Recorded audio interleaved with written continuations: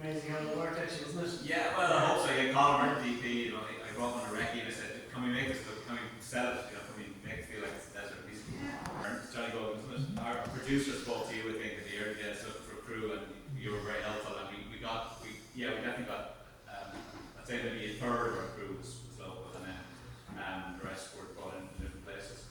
And yeah, it was just lovely. I mean, except for, I think we shot some of the drone footage up there in Baltimore, but like, apart from that, and everything was shot within, like, you know, the woods standing on the airport road, Shelley Valley obviously, and then the different houses around the place.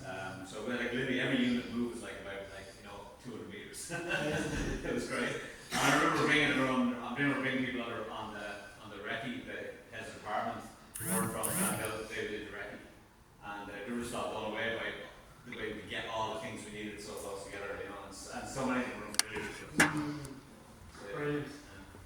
You hope, I think now you're starting to see more productions come to Sligo and actually using it for its natural beauty, and I think the types of locations are really accessible, as you say, in terms of different types of scenery, because there's definitely some counties around us on the west coast that are using their natural beauty to probably much better effect, I think, and the film offices are super active, like even Donegal at the moment, so it's brilliant to see Sligo being used. Well, normal people were on the map as well, didn't it? Very even out of shot, so I think that was really a kind of a game changer as well, you know. Because it's so close to Dublin as well, really compared to other places, you know.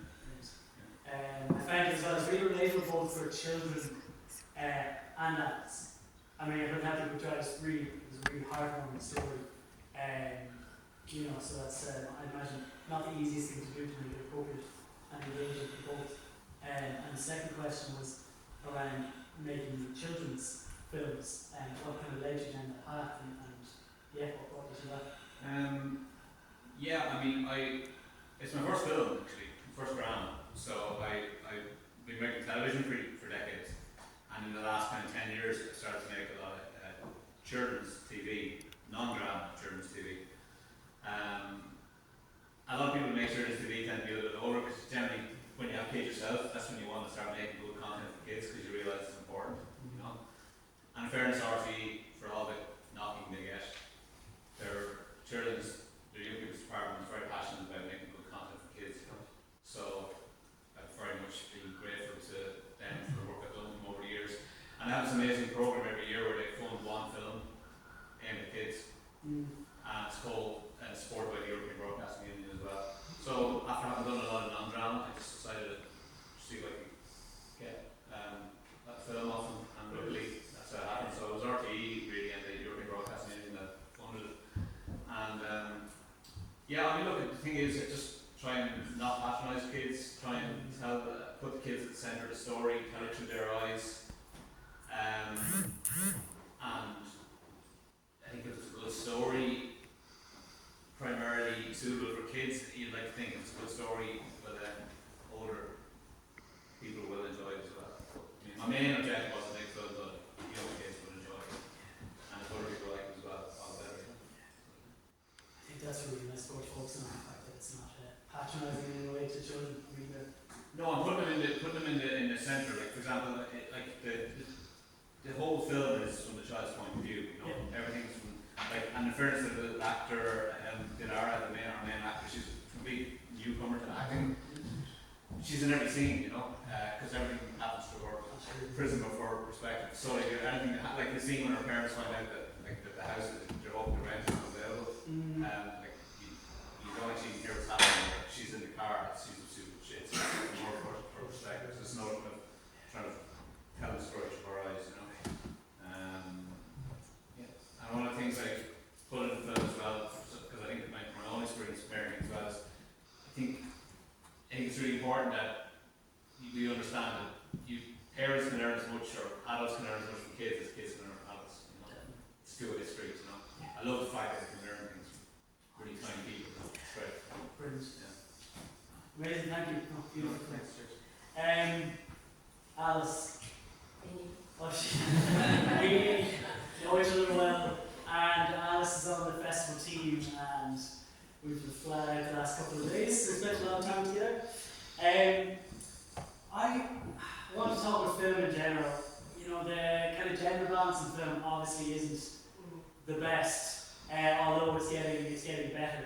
But then when you look at the world of surf cinematography and water cinematography, I'd say that the fraction of women in film there is minuscule. I don't know what percentage you put on it.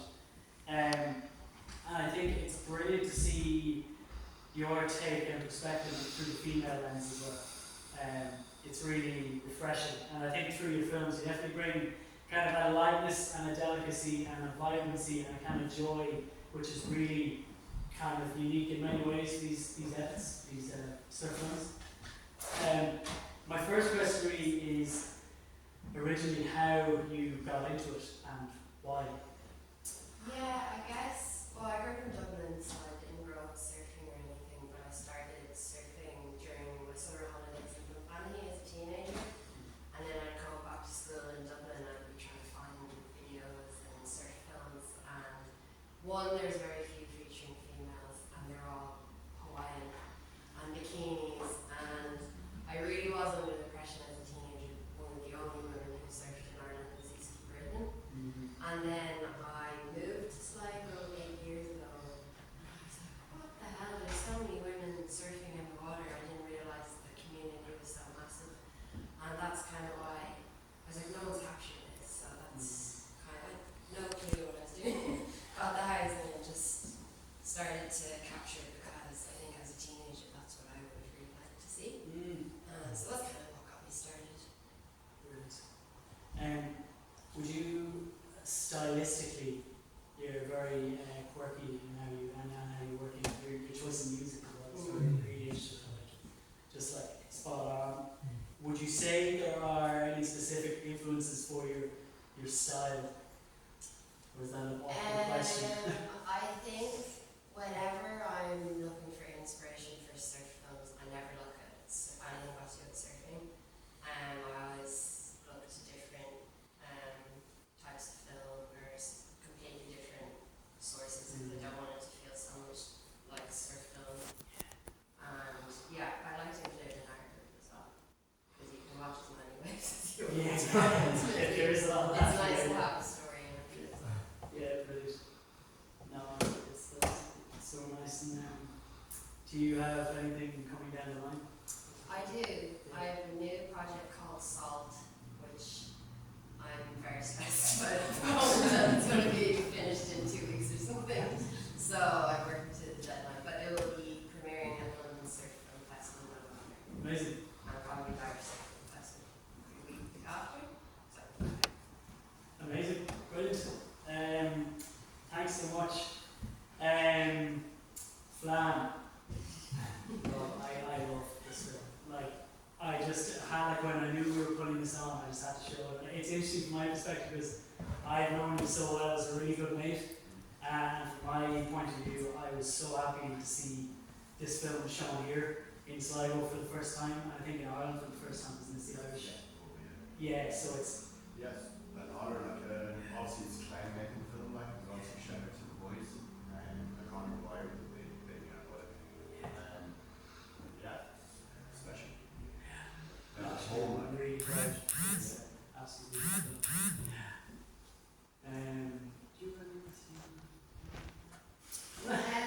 yeah, It's curious funny as a mate. Sorry. to see how you felt on the other side of the lens, because I think as a filmmaker, it's a completely different experience to be on the other side of the camera. Yeah. And did you enjoy it? I mean, I definitely enjoyed it because it was hanging out with Clement and lads. So it was kind of like just any other day, but at the same time having a big lens just aiming at you is so kind of daunting, right? Yeah, but something like I'm definitely not used to. I don't think I'd like to do it again. Done. Yeah, it's one of those. Amazing. That's brilliant. So happy we showed it.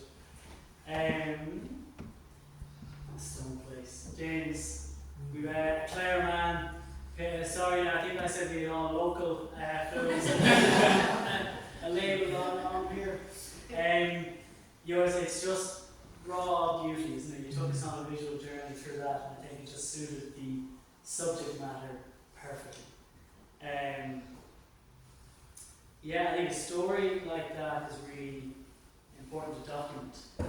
And like when you're passing through that part of Clare around the Hinch and of course when you're seeing all the flagstones, you're seeing the roofs.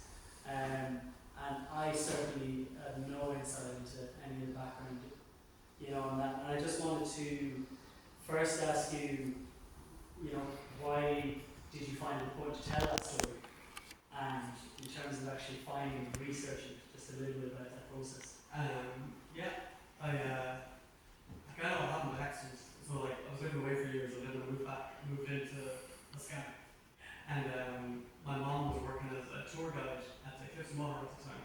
She was retired for like 2 days, and she was like, I'm going to get a job again, to get a tour guide.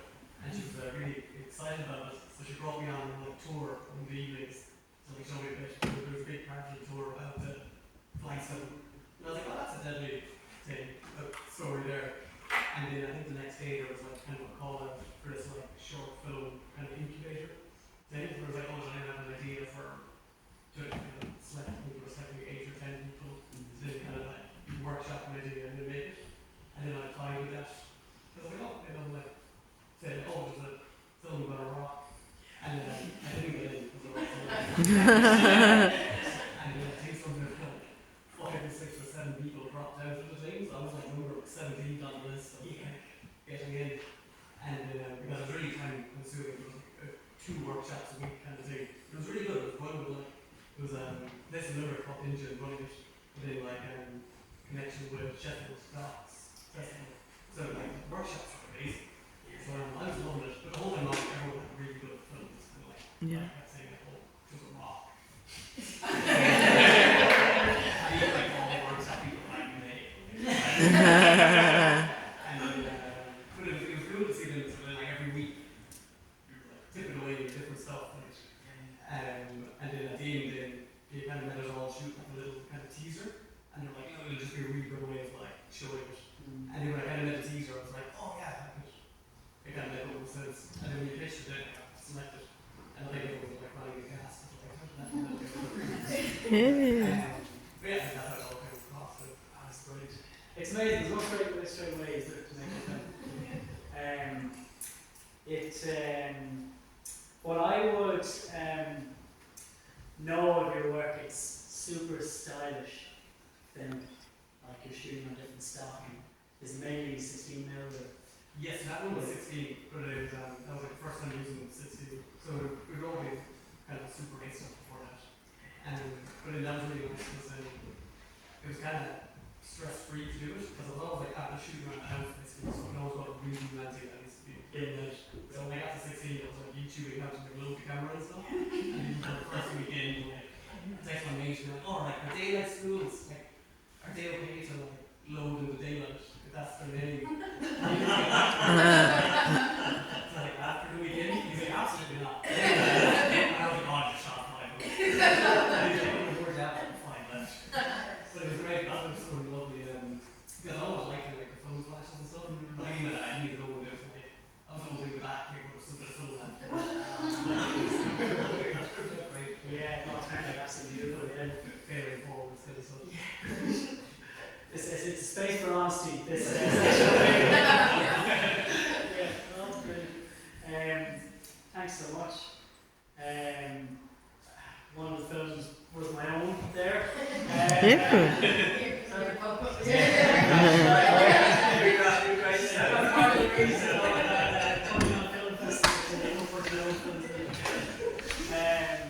But no, just Coleman is a legend. I've got to know him so well since actually. I just wanted to just a small window into his life, and I kind of wanted it to be just a meditation on Coleman and the community that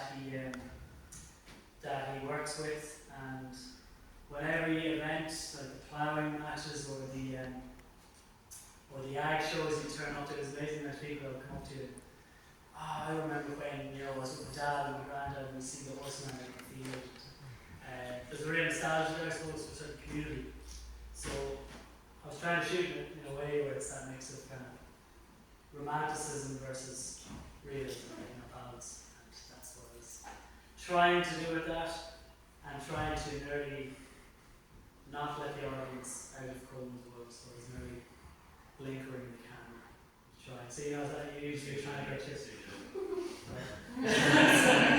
but I was trying to kind of, I know usually, you know, a lot of documentary when you usually are learning when your wise meetings close, is I kind of just didn't want to let the viewer just keep me quite time. Because like, when you turn up to these air shows, it's like, you have a guy in an articulate truck, you have a combine harvester, you have a gator bringing kids by in a trailer, you know, there's a lot of stuff going on. So yeah, just kind of, so that was it. He was actually here today. Earlier he arrived with his horses. As I said, I've kind of got to know him since, and I'm driving by him and calling him, but he brought his horses up here it was meant to be for an hour, and he stayed for 3 hours. But he came up the road, and well, he had the horses dressed in the rubber club car park. The moment we come up to him, and they said, "Oh, our farmers those horses." And then we're there half an hour late at this stage. And I had to send off my wife Sarah to go and look for him. And he had taken the horses up to a house. Back road with the horses and finally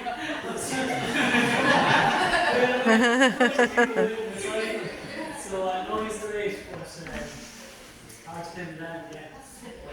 But, anyway, thank you so much. What I didn't do was actually thank everyone at this St. Anne's Church. Like, this is the first time we've ever opened this up to any event outside the church. Like, so Bobby Jones specifically with the church has been incredibly helpful, and when we went to him and said we wanted to put on a kind of community event, he said, to our surprise, absolutely. I thought there's no way in hell that to do something like this in a place of, you know, religious building like this. So there's huge thanks to everyone at St. Anne's, and as well too, we've basically been able to do this because of a couple of local businesses. So we have like Shell's, Breeze especially, the venue, Sarah McGann Physio, Ross Austin, my wife, and Strandhouse Surf School as well. So it's just because of local businesses like that. Like, in our first year they allowed that to happen. So yeah, huge thanks to them, and thank you so much again for coming to program 1.